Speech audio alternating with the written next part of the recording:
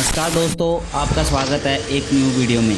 हम आपको बताने वाले हैं कि मणिपुर में चल रही हिंसा की पूरी कहानी क्या है, कब और कैसे इसकी शुरुआत हुई, अब तक क्या क्या हुआ है, कुकी समुदाय की दोनों महिलाओं को निर्वस्त्र करके घुमाने वाले कौन हैं और क्या है, इसकी पूरी कहानी आज हम आपको बताएंगे। तो चलिए समझते हैं। मणिपुर में पिछले 83 दिनों से हिंसा जारी है। इस बीच कुछ ऐसी वीडियो सामने आए हैं जिसने पूरे देश को हिलाकर रख दिया है। इस वीडियो में कुकी समुदाय की 2 महिलाओं को नग्न करके सड़क पर घुमाते हुए दिखाया जा रहा है। ये वीडियो पूरी दुनिया में चर्चा का विषय बन चुकी है। प्रधानमंत्री नरेंद्र मोदी ने भी इसकी निंदा की है। उन्होंने कहा है कि दोषियों को किसी भी हालत में बख्शा नहीं जाएगा। सुप्रीम कोर्ट ने भी इस मामले की सुनवाई करने को कहा है। चीफ जस्टिस DY चंद्रचूड़ ने केंद्र और राज्य सरकार को सख्त कार्रवाई का निर्देश दिया है। चीफ जस्टिस ने यह तक कह दिया है कि या तो सरकार कार्रवाई करे, नहीं तो हम खुद इस मामले में हस्तक्षेप करेंगे। इस केस पर प्रधानमंत्री नरेंद्र मोदी और चीफ जस्टिस ने अपने विचार व्यक्त किए हैं, जो इस प्रकार हैं। आज से संसद का मानसून सत्र शुरू हुआ है। इसके पहले प्रधानमंत्री नरेंद्र मोदी ने मीडिया से बातचीत की है। उन्होंने मणिपुर हिंसा का जिक्र करते हुए आक्रोश व्यक्त किया है। प्रधानमंत्री ने कहा है कि मेरा हृदय पीड़ा से भरा हुआ है, क्रोध से भी भरा है। मणिपुर की जो घटना सामने आई है वह किसी भी सभ्य समाज के लिए शर्मसार करने वाली घटना है। पाप करने वाले, गुनाह करने वाले कितने हैं और कौन है यह अपनी जगह है, लेकिन बेइज्जती पूरे देश की हो रही है। 140 करोड़ देशवासियों को शर्मसार होना पड़ रहा है।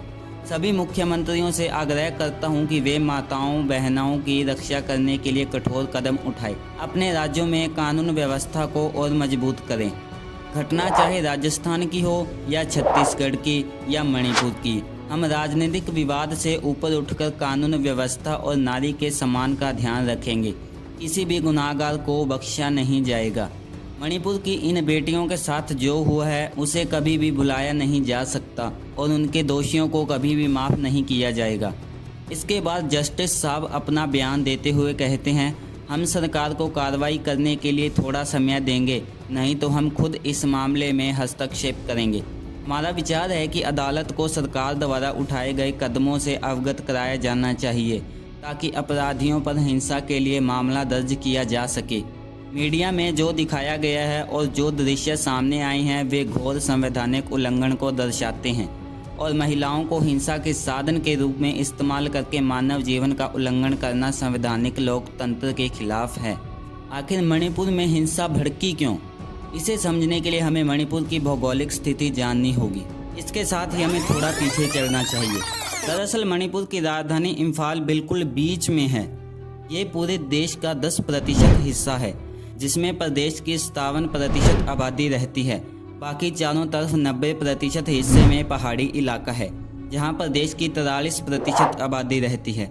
इम्फाल घाटी वाले इलाके में मैतेई समुदाय की आबादी ज़्यादा है। ये ज़्यादातर हिंदू होते हैं। मणिपुर की कुल आबादी में इनकी हिस्सेदारी करीब 53% है। आंकड़े देखें तो सूबे के कुल 60 विधायकों में से 40 विधायक मैतेई समुदाय से हैं। वहीं दूसरी ओर पहाड़ी इलाकों में 33 मान्यता प्राप्त जनजातियां रहती हैं। इनमें प्रमुख रूप से नगा और कुकी जनजातियां हैं। ये दोनों जनजातियां मुख्य रूप से ईसाई हैं। इसके अलावा मणिपुर में 8% आबादी मुस्लिम और सनमही समुदाय की हैं। भारतीय संविधान के आर्टिकल 371 के तहत मणिपुर की पहाड़ी जनजातियों को विशेष दर्जा और सुविधाएं मिली हुई हैं, जो मैतेई समुदाय को नहीं मिलती। लैंड रिफॉर्म एक्ट की वजह से मैतेई समुदाय पहाड़ी इलाकों में ज़मीन खरीदकर बस नहीं सकता, जबकि जनजातियों पर पहाड़ी इलाकों से घाटे में आकर बसने पर कोई रोक नहीं है। दोनों समुदाय में ये मतभेद बड़े हैं। अब बात आती है कि हिंसा की शुरुआत कब हुई। मौजूदा तनाव की शुरुआत चंद्रपुर जिले से हुई। ये राजधानी इम्फाल के दक्षिण में करीब 63 किलोमीटर की दूरी पर है। इस जिले में कुकी आदिवासी ज़्यादा हैं।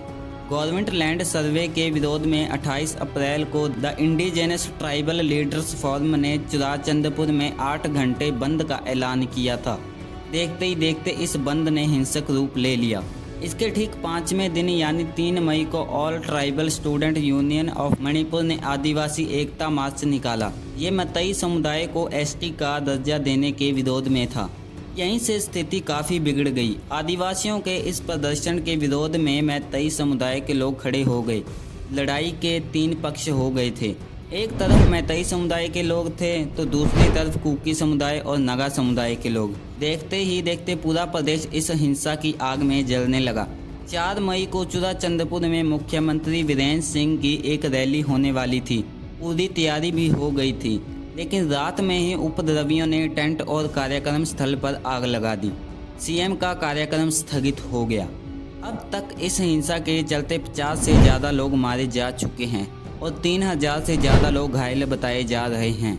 हिंसा की 3 वजह थी। मैतई ट्राइब यूनियन पिछले कई सालों से मैतई समुदाय को आदिवासी दर्जा देने की मांग कर रही है। मामला मणिपुर हाई कोर्ट तक पहुंचा। इस पर सुनवाई करते हुए मणिपुर हाई कोर्ट ने राज्य सरकार से 19 अप्रैल को 10 साल पुरानी केंद्रीय जनजाति मामलों के मंत्रालय की सिफारिश प्रस्तुत करने के लिए कहा था। इस सिफारिश में मैतई समुदाय को जनजाति का दर्जा देने के लिए कहा गया था।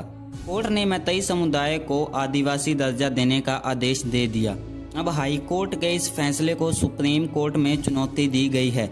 Chief justice DY Chandrachud, justice S Narasimha और जस्टिस JB पाद्रीवाल और जस्टिस JB पाद्रीवाल की बेंच केस की सुनवाई कर रही है। आरक्षण विवाद के बीच मणिपुर सरकार ने अवैध अतिक्रमण के खिलाफ कार्रवाई ने आग में घी डालने का काम किया। मणिपुर सरकार का कहना है कि आदिवासी समुदाय के लोग संरक्षित जंगलों और वन अभयारण्य में गैर कानूनी कब्जा करके अफीम की खेती कर रहे हैं। ये कब्जा हटाने के लिए सरकार मणिपुर फॉरेस्ट रूल 2021 के तहत फॉरेस्ट लैंड पर किसी तरह के अतिक्रमण को हटाने के लिए एक अभियान चला रही है। वहीं आदिवासियों का कहना है कि ये उनकी पैतृक जमीन है। उन्होंने अतिक्रमण नहीं किया, बल्कि सालों से वहां रहते आ रहे हैं। सरकार के इस अभियान को आदिवासियों ने अपनी पैतृक जमीन से हटाने की तरह पेश किया, जिससे आक्रोश फैल गया। हिंसा के बीच कुकी विद्रोह संगठनों ने भी 2008 में हुए केंद्र सरकार के साथ समझौते को तोड़ दिया। दरअसल कुकी जनजाति के कई संगठन 2005 तक सैन्य विद्रोह में शामिल रहे हैं। मनमोहन सिंह सरकार के समय 2008 में तकरीबन सभी कुकी विद्रोह संगठनों से केंद्र सरकार ने उनके खिलाफ सैन्य कार्रवाई रोकने के लिए सस्पेंशन ऑफ ऑपरेशन यानी SOS एग्रीमेंट किया था। इसका मकसद राजनीतिक बातचीत को बढ़ावा देना था। तब समय समय पर इस समझौते का कार्यकाल बढ़ाया जाता रहा, लेकिन इसी साल 10 मार्च को मणिपुर सरकार कुकी समुदाय के 2 संगठनों के लिए इस समझौते से पीछे हट गई। जोमी रेवोल्यूशनरी आर्मी और कुकी नेशनल आर्मी, ये दोनों संगठन हथियारबंद हैं। हथियारबंद इन संगठनों के लोग भी मणिपुर की हिंसा में शामिल हो गए और सेना पुलिस पर हमले करने लगे। रिपोर्ट के मुताबिक वायरल वीडियो में जिन 2 महिलाओं को नग्न करके घुमाया जा रहा है वो कुकी समुदाय की हैं। यह वीडियो 4 मई का बताया जा रहा है, जब हिंसा शुरुआती चरण में थी। महिलाओं को निर्वस्त्र कर घुमाने का आरोप मैतई समुदाय के लोगों पर लगा है। इस मामले में पुलिस ने अज्ञात हथियारबंद बदमाशों के खिलाफ पोबल जिले के नोगपोक सेकमाई पुलिस स्टेशन में अपहरण, सामूहिक दुष्कर्म और हत्या का मामला दर्ज किया है। उधर मणिपुर के मुख्यमंत्री N बीरेन सिंह ने भी मामले की जांच के लिए अलग टीम गठित कर दी है। केंद्र सरकार ने भी राज्य सरकार से इस मामले पर रिपोर्ट मांगी है। केंद्रीय महिला एवं बाल कल्याण मंत्री स्मृति ईरानी ने भी प्रधानमंत्री से बात की है। तो बस आज की वीडियो में इतना ही। क्या इन लड़कियों को इंसाफ मिल पाएगा? कमेंट में ज़रूर बताना और वीडियो को लाइक करके चैनल को सब्सक्राइब कर देना। धन्यवाद।